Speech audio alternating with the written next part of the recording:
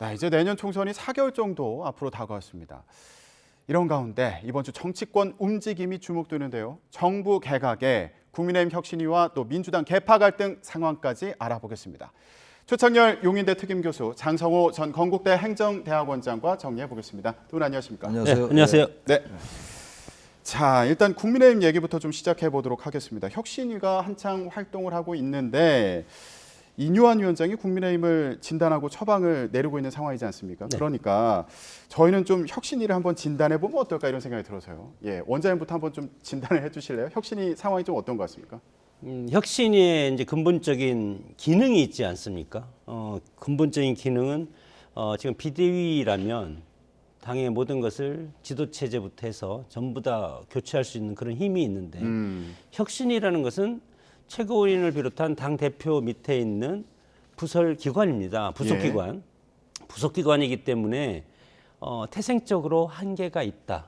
혁신위에서 결정하는 것이 바로 실행하는 것이 아니고 혁신위에서 결정하는 혁신안을 최고위원회에 올려서 당 대표를 비롯한 최고위원회에서 합의해서 결정을 해야만이 시행되는 그런 관문이 있기 때문에 근본적으로 한계가 있지만 그럼에도 불구하고 지난 강서 보궐선거에서 국민의힘이 참패하지 않았습니까? 예.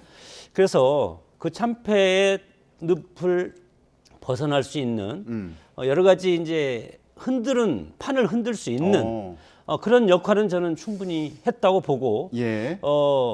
지금 이제 내일이면 이것이 최고위에서 혁신위가 지금 5호 안건까지 나오지 않았습니까? 예. 특히 이제 당 대표를 비롯한 친윤 핵심들이 험지로 험지로 가라. 예. 그런 것은 사실 현재로서는 지금 받아들일 수가 없고 예. 공천관리위원회가 출범이 되고 공천이 진행될 때 그때 선택할 사안이기 때문에 사실은 이뇨한 혁신위원장이 할 수 있는 것은 여기까지다. 그렇기 때문에 현재까지 어떤 국민의힘의 혁신위는 강서 보궐선거의 참패를 치유하는 최소한의 역할은 했다. 저는 그렇게 평가를 합니다. 긍정적인 면을 보자면 일단 강서 보궐선거 이후에 침체됐던 분위기 그리고 혁신 요구의 목소리가 있었는데 이거 판은 흔들었다. 그런데 김기현 대표가 정권 준다고 했는데 사실 이거 시스템적으로 정권을 갖기가 어려운 상황이다. 이런 부분 좀 지적을 해주셨어요. 그렇죠. 비상대책위원회가 아니기 때문에 기본적인 한계는 있을 겁니다. 과거에 봐도 최근에 더불어민주당의 김은경 혁신위가 실패했잖아요. 과거의 경우도 마찬가지긴 한데 그렇더라도 지금 워낙 지난 강서구청장 선거에 국민의힘이 참패를 했기 때문에 네. 그런 시스템을 따질 게 아니라 상당 부분 국민들에게 정말 감동을 줄 수 있는 그러한 개혁과 혁신이 필요했습니다. 처음에 그래서 이준석, 홍준표, 이른바 대사면 징계철회는 이제 지도부가 받아들였잖아요. 본인들이 반발했었습니다만. 근데 그 이후에 이제 친윤 중진들 험지 출마, 불출마 이 얘기가 나오면서 저는 저게 가능할까? 저게 대통령실과 조율 없이 저게 가능할 것인가? 대통령실이 명시로 당국에 개입할 수 없는 거니까.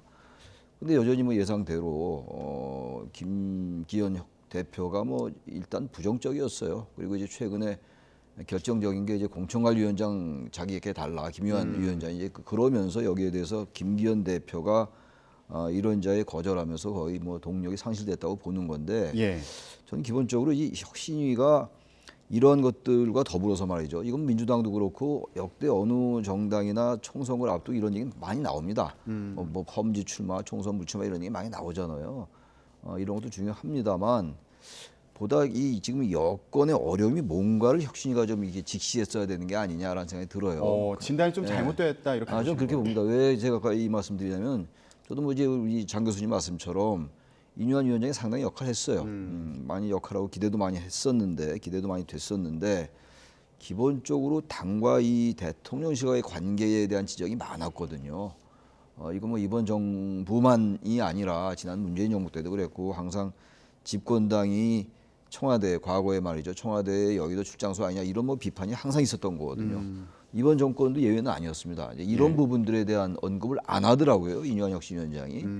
그런 것들에 대한 질문이 나올 때 나라님이 하는 일이다 이런 얘기를 하고 전 그래서 저 이뇨한 위원장이 한계가 있구나. 좀 그렇게 좀 봤어요. 그리고 또 하나가 이제 국정기조의 변화입니다. 비슷한 얘기가 될 수 있습니다만 과감하게 이제 민주당의 이재명 대표가 물론 사법 리스크가 있고 피의자지만 대통령이 과감하게 손을 내민다는 이런 것들이 국정기조의 변화거든요. 예. 그런 것들에 대한 언론의 질문에 대해서 자꾸 언급을 회피하는 그런 걸 느낌을 많이 받았어요, 제가.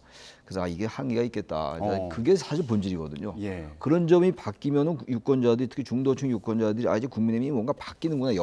말하자면 여권 집권 세력 전체가 뭔가 이제 변화를 시작하는구나라고 느끼는 거거든요. 근데 자꾸 중진 불출마 뭐 이제 친윤 그룹 뭐 총선 불출마 이런 쪽에만 이제 집중하다 보니까 지도부와 어쩔 수 없이 불가피하게 갈등이 발생해요. 이런 것들은 나중에 얘기할 수 있는 건데 맨 처음 이걸 치고 나오면서 지도부가 여기에 대한 반응하지 않으면서 동력이 상실되기 시작했던 거거든요. 그러면서 이뇨한 혁신위원장과 이준석 전 대표의 그 이제 설화가 이제 오고 갔었단 말이에요. 그럼 이뇨한 혁신위원장도 별로 할 말이 없어요. 뭐 도덕이 잘못된 건 부모 탓이다 이런 말 뭐 사과했습니다만 역시 본인도 설화에 이제 휘말리게 되고 이러면서 전반적으로 동력이 상실돼 가는 건데 예. 기본적으로 어쨌든 간에 제가 말씀드린 그 두 가지가 변하지 않으면 저는 국민의힘은 변하기 어렵다. 예. 지금 당과 대통령실 관계 그리고 국정 기조의 변화가 필요한데 좀 당내 이슈에 집중한 거 아니냐 이런 말씀으로도 이해가 되고요. 네. 지금 말씀하신 것처럼 지도부와 중진 의원들 험지나가라 요 안건 이제 최고위에 올린 상황이지 않습니까? 네. 내일 아마 최고위에서 요거 어떻게 처리할지 논의를 좀 할 것 같은데 요 부분 좀 어떻게 전망하세요? 이것도 잘 안 될 것 같으세요? 그 내일 결정은 할 수가 없는 겁니다. 근본적으로. 그리고 지금 이뇨한 혁신위원장은 당을 혁신하는 혁신위원장이지 국정을 혁신하는 혁신위원장은 아니지 않습니까? 그렇기 때문에 특히 대통령이라는 자리는 뭐 국정의 최고 컨트롤 타워로서 여당과 야당을 커버하는 그런 자리고 그리고 집권 여당은 있지만 여당이 대통령을 서포트하는 그런 구조이기 때문에 여당이라고 하고 야당은 국정을 견제하는 자리 아니겠습니까? 이뇨한 위원장이 대통령까지 터치할 수는 없는 그런 자리이기 때문에 구조적으로 그리고 기능적으로 한계가 있는 자리이기 때문에 그럴 수밖에 없고 혁신의 역할에 대해서 좀 다른 관점에서 접근을 해주셨어요. 그리고 이제 다만 우리 최 교수님 말씀도 일리는 있지만 다만 지금 혁신이라는 것은 중진 용태 험지 출마 공천 개혁 이것이 당 혁신의 핵심적인 요소입니다. 저도 과거에 어떤 특정 정당의 조직 강화 특별위원회라는 그런 뭐 부위원장도 해보고 공천위원도 많이 해봤지만 결국은 사람을 어떻게 교체하냐. 그것은 당을 구성하고 있는 핵심적인 요체가 지역위원장과 총선 후보 아니겠습니까? 그렇기 때문에 결국은 공천관리위원회를 구성을 해서 공천관리위원회에서 당의 어떤 새로운 인적 쇄신을 확실하게 했느냐 그런 것이 상당히 중요한데 이뇨한 혁신위원장이 맥은 잘 짚었다고 봅니다. 이것을 던져놓으면 내일 결정을 할 수가 없을 것이다. 틀림없이 김기현 대표라든가 최고위원들이 이뇨한 혁신위원회 혁신안은 충분히 우리가 수렴을 하겠다. 예. 다만 지금 당장 결정할 수 있는 것이 아니고 이제 이달 중순 이후에 공관위가 구성이 되지 않겠습니까? 그러면 공관위로 이 안건을 넘겨서 공관위에서 처리하고 공관위가 시작되면 그때 친윤 불출마라든가 험지 출마 그리고 뭐 예를 들어서 출마 포기 그런 것이 나오기 때문에 전향적으로 혁신위의 안을 수용하겠다. 그리고 이것은 당의 새로운 어떤 여러 가지 공천관리 시스템에 넘기고 그리고 여러 가지 지금 총선기획단이 지금 구성되어 있지 않습니까? 총선기획단을 넘겨서 혁신안을 수용하는 그런 모습을 보일 수밖에 없지. 만약에 우리가 지금 혁신위를 대표가 꾸려놓고 혁신위원장을 임명한 게 대표 아니겠습니까? 그러면 이뇨한 위원장이 요구한 여러 가지 5가지를 나는 전부 배척하겠다. 그런 것은 지도부가 붕괴될 수밖에 없는 상황이 오기 때문에 그렇게까지 나갈 수는 없다고 봅니다. 지금 말씀 들어보면 결국 지도부에서도 이뇨한 혁신위의 요구를 요거 공천관리위원회에 넘기는 거 아닐까 이런 전망도 해주신 것 같은데 그래서 그런지 이뇨한 혁신위원장 본인 공관위원장 자리를 달라 이렇게 요구하지 않았습니까? 요건 좀 어떻게 근데 보세요? 그것도 뭐 조율이 안 된 상태에서 그걸 무조건 나에게 공관위원장 주시오. 그게 뭐 받아들여지기 어렵겠죠. 과거의 경우에 최병렬 대표라고 있었어요. 한나라당에. 그때 상황이 대단히 어려울 때였는데 한나라당이 그때 최병렬 대표는 대표 사임했습니다. 저는 사실 어떤 면에서 볼 때는 이뉴한 혁신위원장에게 뭐 책임을 물을 건 아니고 이뉴한 혁신위원장이 뭐 이런 이제 당의 특히 집권 이 세력 내부의 역학관계 내에서 한계가 있었을 거예요. 기본적으로 김기현 대표 체제의 문제라고 좀 봐요. 김기현 대표가 과감하게 물러나야 됐었던 겁니다. 사실 지난 강서구청장 선거에 완전히 참패했잖아요. 그렇게 차이가 났는데 그리고 이제 이뉴한 혁신위가 들어왔던 거 아닙니까? 그러니까 결과적으로 볼 때 김기현 대표의 책임이 이제 이렇게 면해지는 이러한 시기적으로 시간적으로 그러면서 이제 이뉴한 혁신위는 그냥 사라지게 되는 거고 이렇게 되는 그림이에요. 총 결과론적으로 분석해 볼 때 말이죠. 그러니까 김기현 대표가 뭐 험지 출마 이런 부분 이전에 지도부가 뭔가 책임을 지는 모습을 안 보였잖아요 이번에. 지도부가 책임을 지는 모습을 보여야 되는 겁니다. 그러니까 우리 국민들이 가장 원하는 게 책임 정치예요. 그럼 당이 선거에 졌으면 혁신위도 물론 중요합니다만 당 지도부가 책임지는 모습을 보여야죠. 책임 하나도 안 졌잖아요 이번에. 그러니까 결국 이렇게 될 수밖에 없는 구조였어요 처음부터. 네. 예.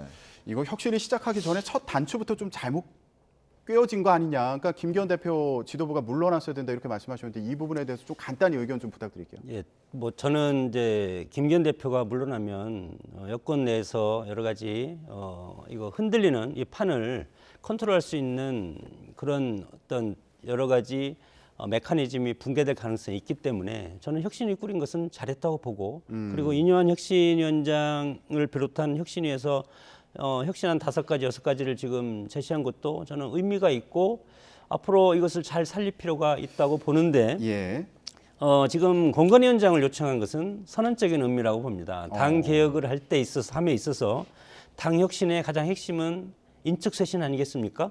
인적 쇄신을 할 수 있는 것은 공관위원장이기 때문에 공관위원장을 내부인보다는 외부인이 하는 것이 적절하다. 그렇기 때문에 본인을 비롯한 제3자인 당과 관련 없는 제3자가 들어와서 공천 개혁을 함으로써 당이 총선에서 승리할 수 있다는 그런 것이고 공관위원장은 정말 어마어마한 권자고 그리고 어마어마한 부담을 갖고 있는 자리입니다. 그래서 만약에 여기 총선에 참패하고 지면 그대로 역적이 돼서 완전히 정치 생명이 끝나는 자리이기 때문에 공관위원장을 제3의 외부 인물로 하는 것도 혁신이라는 거고 그렇기 때문에 사실은 뜬금없지 않습니까? 혁신위원장이 나를 공관위원장으로 해주십시오. 이런 것은 이제 상당히 뜬금없는데 그만큼 용기 있는 행위고 공명심이 강한 책임지겠다, 그런 이런 의미란 멘트고 말씀이시군요. 과거를 한번 보면 지금 과거에 새누리당 참패했죠 20대 그리고 민주통합 미래통합당 21대 참패한 것이 20대 총선 공관위가 실패했기 때문입니다. 그때 이항구 공관위원장이 비박 학살을 주도하고 그래서 김무성 당시 대표가 옥새를 가지고 영도로 갔지 않았습니까? 그래서 참패를 했고 그때 20대에 새누리당이 승리한다고 예측했는데 참패를 했습니다. 그리고 21대도 지난 선거 때 김용호 공관위원장이 사천 논란을 해서 결국은 참패를 한 그런 두 번의 총선에서 지금 국민의힘의 전신들이 참패를 했기 때문에 이번 공천 시스템은 정말 중요하다. 그런 차원에서 공관위원장도 혁신을 해야 된다. 그런 취지로 얘기했다고 봅니다. 알겠습니다. 자, 혁신이 활동 기한이 이번 달 24일까지더라고요. 그러면 혁신이가 남기는 건 뭘까?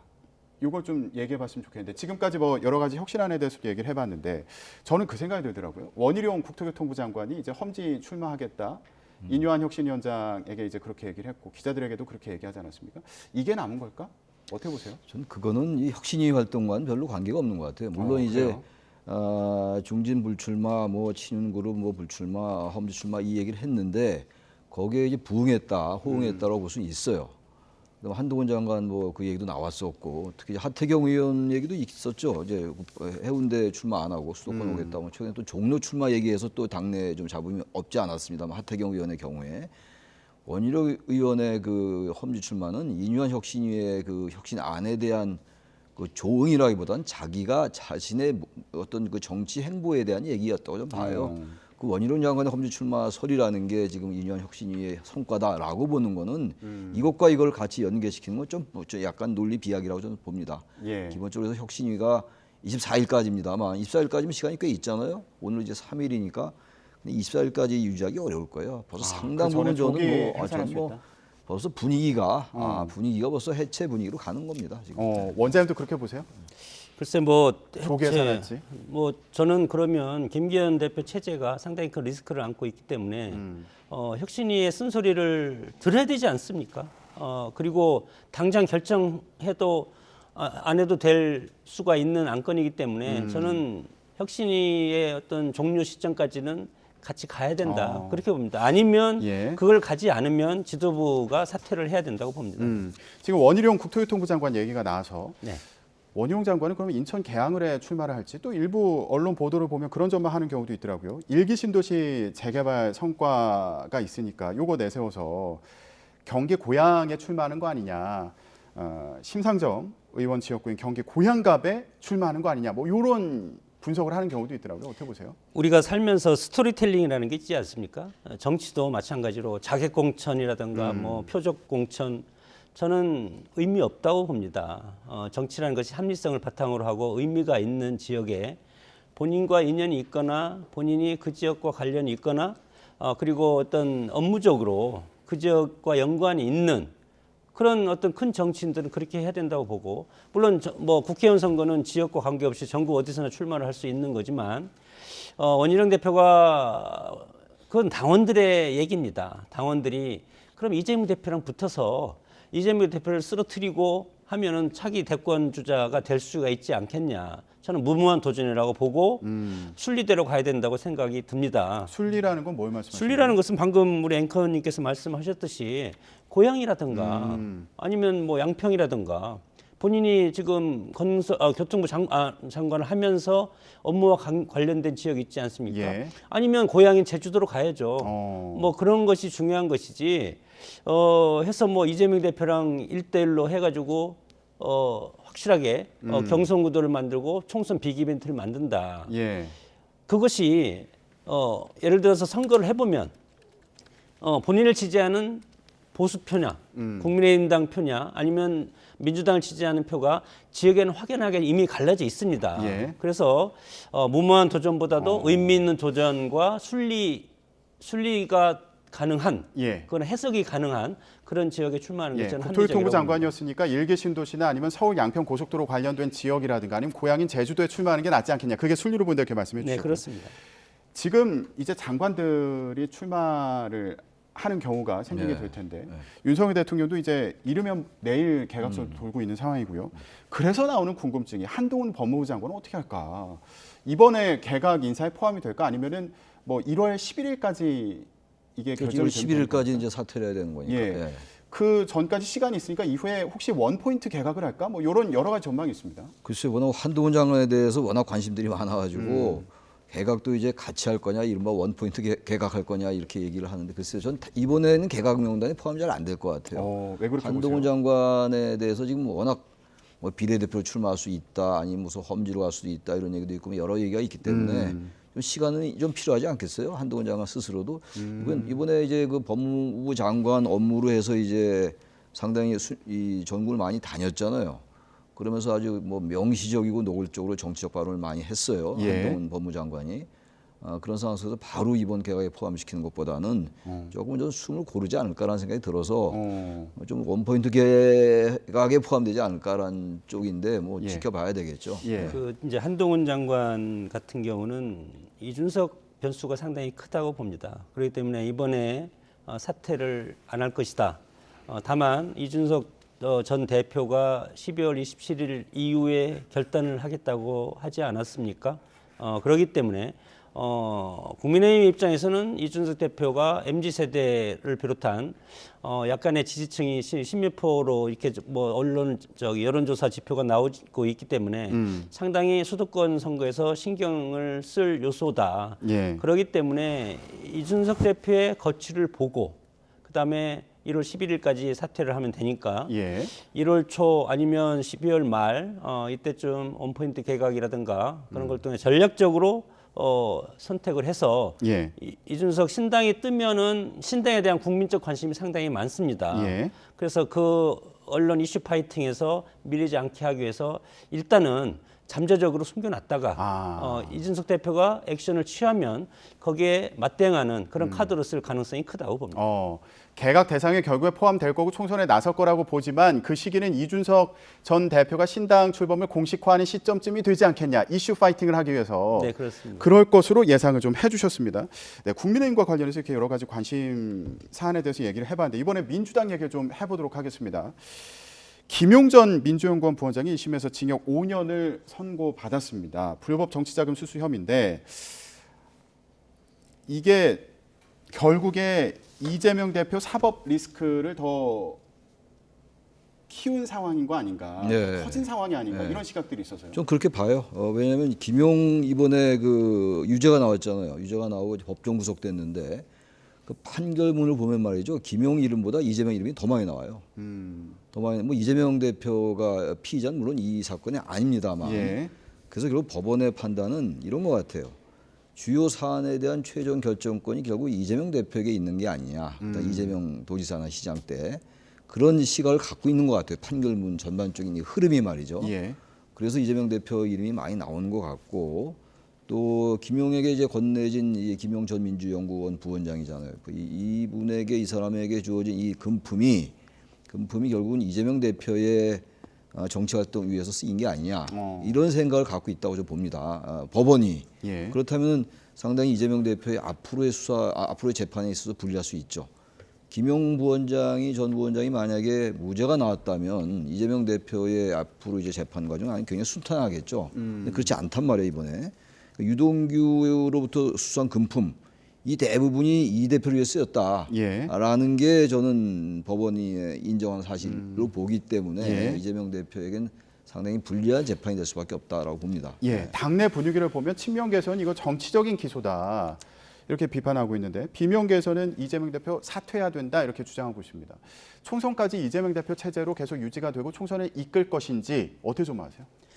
민주당의 사법 리스크는 가장 핵심적인 민주당을 흔들 수 있는 잠재적인 요인이 처음부터 끝까지 진행될 가능성이 상당히 크고 이 사법 리스크가 숙명이라는 것은 이미 민주당 당원들이 70몇 프로에 의해서 당대표로 일단은 앉혔고 그리고 이재명 대표가 이것을 돌파하기 사법 리스크를 돌파하기 위해서 단식 투쟁을 했고 그리고 구속영장까지 기각이 됐기 때문에 이 사법적 리스크는 끝까지 안고 총선을 치를 가능성이 크다고 봅니다.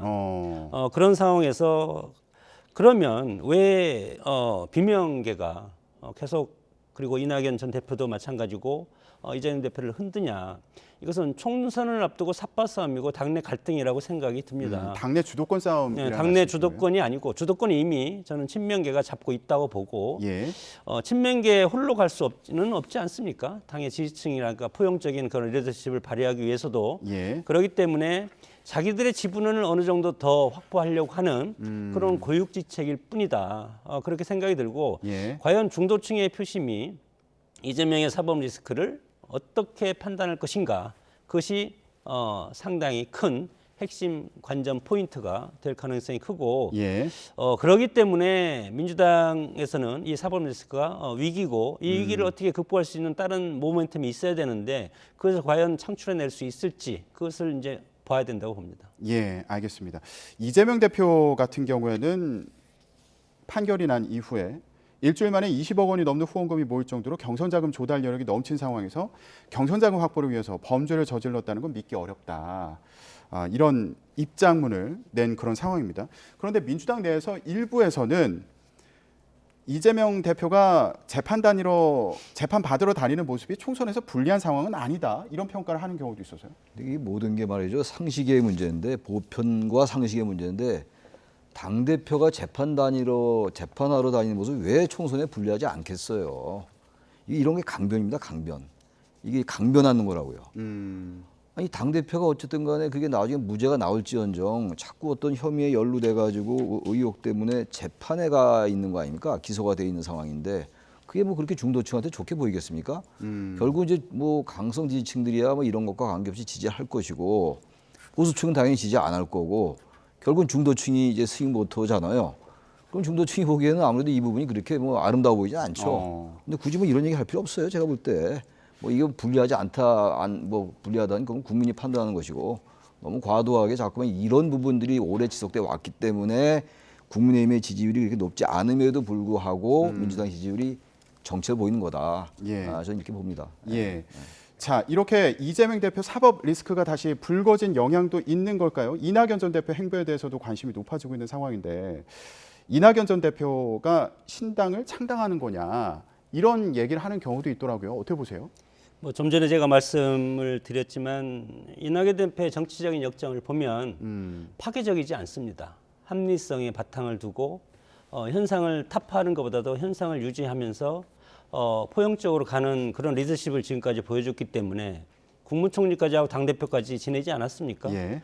지금에 와서 30대, 40대의 어떤 젊은 혈기의 정치인들처럼 그렇게 파괴적으로 나가지는 않을 것이다. 다만 지금 호남 출신의 지난번 대선 주자에 출마를 했었던 총리 출신이고 당대표 출신이기 때문에 당에 대한 애착과 소명의식이 상당히 강하다. 그래서 당이 총선에서 이겨야만이 윤석열 정권을 견제할 수가 있다. 이런 어떤 정부적인 판단을 하기 때문에 저는 애당심의 어떤 표현으로서 그렇게 하는 것이고 그렇기 때문에 지금 이재명 대표의 사법 리스크도 꾸준히 최근에서 엄청 강하게 이렇게 하고 있지 않습니까? 예. 그런 것들은 당의 이 사법 리스크를 어떻게 극복을 해서 총선에 승리하고 그리고 어떤 친명 위주로 가지 말고 과거에 뭐 민주당계라든가 다양한 세력들이 같이 갈 수 있는 그런 정당이 돼야 된다는 원론적인 액션을 취하고 있다고 봅니다. 예, 알겠습니다. 자, 이번 주 국회가 어떻게 움직일까? 이 얘기도 좀 해보도록 하겠습니다. 지금 이슈가 되고 있는 게 쌍특검이에요. 김건희 여사 도이치모터스 주가 조작 의혹 그리고 대장동 50억 클럽 관련해서 특검 법안을 추진하겠다. 이게 민주당의 입장인데 8일 본회의에서 처리를 시도할 가능성도 있다. 이런 얘기도 있더라고요. 전망 좀 어떻게 할 수 있을까요? 뭐 특검법 처리될 가능성이 높아요. 높은데 아마 이제 대통령이 거부권 행사하겠죠.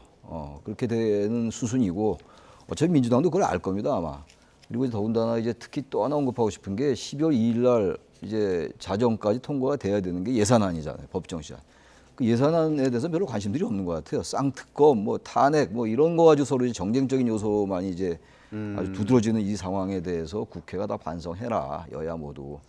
자기가 지난해는 12월 24일 날 통과됐어요. 지난해 예산안이요? 예산안이. 아유, 원래 2일이 기한이지 않습니까? 원래 12월 1일 어제 이제 자정이죠. 어제 자정이 이제 예산 법정 기한인데 올해는 뭐 당연히 넘겼고 일각에서는 12월 24일을 또 그 기록도 깨는 거 아니냐 뭐 이런 얘기가 있는데 뭐 탄핵 좋습니다. 거부권 다 좋은데 어쨌든 여야가 말이죠. 야당도 이 탄핵에 대해서 뭐 이동관 방통위원장 사퇴했잖아요. 탄핵하기 전에 사퇴했고 또 이 쌍특검 문제도 이것도 너무 지금 정치 이슈로 오래 갖고 가는 것 같아요.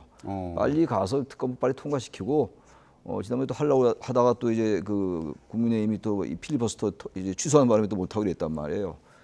이것도 이제 뭐 어차피 뭐 정부에서 거부권 행사할 거고 특검법도 이제 국민들이 좀 지쳐 있습니다 이런 법들에. 좀 이제 민생과 정책에 특히 예산에 집중해라. 예. 그 말씀 좀 드리고 싶어요. 예. 일단 빨리 이거 처리하고 거부권을 대통령이 행사할 것으로 예상되는 상황인 만큼 빨리 거부권을 행사하고 이제 이슈를 마무리하자는 취지로도 들리지만 사실 거부권을 행사하고 나면 그 이슈가 마무리가 되는 게 아니라 또 다른 파장이 있지 않겠습니까? 어떻게 보세요? 뭐 다음 대선까지 간다고 봅니다. 이번 총선이 끝이 아니고 다음 대선까지 계속 이렇게 여야의 삿바싸움이라든가 치열한 격돌이 진행될 것이고 지금 뭐 우리가 탄핵이라든가 뭐 특검 이런 것을 사실은 국민들이 가끔 들었는데 요즘은 너무 많이 나오지 않습니까? 그래서 국민들이 가장 싫어하는 것은 정치적이다 이런 거 싫어하고 정략적이다 여야가 싸움만 한다 이런 거 싫어하고 그리고 힘자랑하는 거 싫어합니다. 그렇기 때문에 우리가 역대 총선이라든가 대통령 선거 보는 스윙보트가 능하지 않습니까? 한쪽은 보수, 한쪽은 진보 이렇게 왔다 갔다 하는 이것이 힘자랑하는 것을 우리 국민들이 권위의 수평화가 이루어진 시대이기 때문에 보기 싫다는 겁니다. 그래서 지금 현재를 보면은 사실은 지금 김건희 여사 도이치모터 주가 조작 의혹을 지금 특검을 지금 해서 통과를 시키면 이게 이제 문재인 정권부터 수사가 됐는데 그때는 안 하고 왜 지금 다수대 의석을 통해서 하냐. 그렇기 때문에 대통령이 물론 거부권 행사도 하겠지만 이거에 대해서 역풍이 불 가능성도 저는 있다고 봅니다. 그렇기 아예 때문에 특검을 추진하는 것 자체에 대한 야당에 대한 역풍이 불 수 있다. 예, 과거에 노무현 대통령이 대선 후보 때 그 장인어른과 관련해서 권양순 여사에 대해서 보수당에서 비판했을 때 그럼 마누라도 버리냐 말이냐 이런 것도 있고 물론 그와 이거 차이가 좀 다르겠지만 예. 그럼에도 불구하고 총선을 지금 몇 개월 앞두고 나서는 상당히 리스크가 큰 어느 한쪽으로 틀 가능성이 큰 예. 그런 휘발성 있는 저는 안건이라고 봅니다. 예. 마지막으로요. 네. 앞서서 교수님 같은 경우에는 이거 그냥 빨리 처리하고 마무리 짓자는 취지로 제가 이해가 돼서 근데 이어제 이제 파장에 대해서도 좀 전망해 주셔서 교수님 어떻게 보세요? 간단히. 파장이 이어지겠죠. 민주당은 계속 아마 이 부분을 총선 대선 때까지 가지고 갈 거예요. 근데 이 부분이 그렇게 중도층에게 어필하기 어려울 것 같아요. 이제는 워낙 오래된 이슈고 지금 장 교수님 말씀처럼 문재인 정부 때 계속 수사를 해왔던 사안이기 때문에 특히 이제 김건희 여사 주가 조작 의혹 사건 같은 경우는 그렇기 때문에 네. 그게 그렇게 민주당에게 전략적으로 전부 어떤 정당의 가치 판단의 측면 말고 선거 전략의 측면에서 그렇게 유리하지 않을 것 같다 이런 그리고 어차피 거부권을 행사할 것으로 예상되기 때문에 예상되고 효과가 없을 것으로 보인다, 효과도 이런 말씀으로 없고 들리거든요. 또 이게 자꾸 민주당이 그 탄핵 거부권 뭐 특검 뭐 이런 아니 거부권이 여권의 이유고 탄핵과 특검 얘기가 워낙 많이 나오기 때문에 국민들이 이 단어 자체 식상할 수가 있다. 그래서 선거 전략적으로 봐도 좀 다른 쪽으로 돌리는 게 나을 것 같다 이런 얘기. 너무 민생 예산에 좀 집중해라. 너무 제1야당이 사법적인 문제 그리고 탄핵 주로 이런 쪽에 너무 많이 치중하니까 유권자들의 피곤함이 있다. 그래서 전 선거 전략으로 볼 때 민주당이 좀 노선을 수정해라 이런 말씀 드리는 거예요. 그게 뭐 나쁘다라는 측면을 말씀드리는 게 아니고 예, 나쁘다 좋다 문제가 아닌 거죠, 그거는. 예. 자, 이번 주 정치권 전망까지 해봤습니다. 최창렬 용인대 특임교수, 장성호 전 건국대 행정대학원장과 얘기 나눠봤습니다. 말씀 고맙습니다. 예, 고맙습니다.